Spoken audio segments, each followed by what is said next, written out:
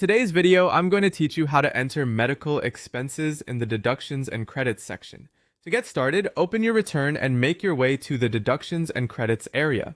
This is the section where you'll enter information that may help reduce your taxable income, so it's important to move carefully and make sure everything is entered accurately. Once you're there, look for the medical category and select medical expenses to continue. When you open the medical expenses section, you'll be taken to the area specifically designed for healthcare-related costs. This is where you'll report the total amount you paid out of pocket for eligible medical expenses during the tax year.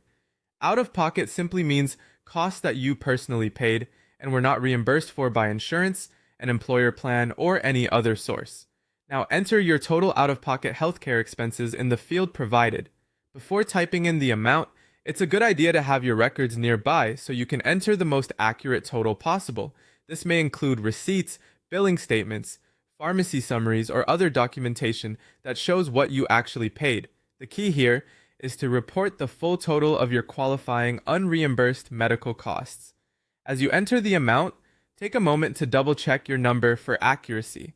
Even a small typo can affect your return, so reviewing the total before moving on can save time later. If you've been tracking expenses throughout the year, this step should be straightforward. If not, it may help to pause and confirm your total before submitting anything. Keep in mind that this section is focused on healthcare expenses you paid yourself, so the amount you enter should reflect only your personal out-of-pocket costs. If any portion was covered or paid back to you, that part should not be included in the total you enter here. Once the total is entered, you're all set for this part of the process. From there, you can continue through the rest of your deductions and credits as needed. Taking a few extra seconds to review your entry now can help ensure your information is complete and accurate. That's it for entering medical expenses in the deductions and credits section.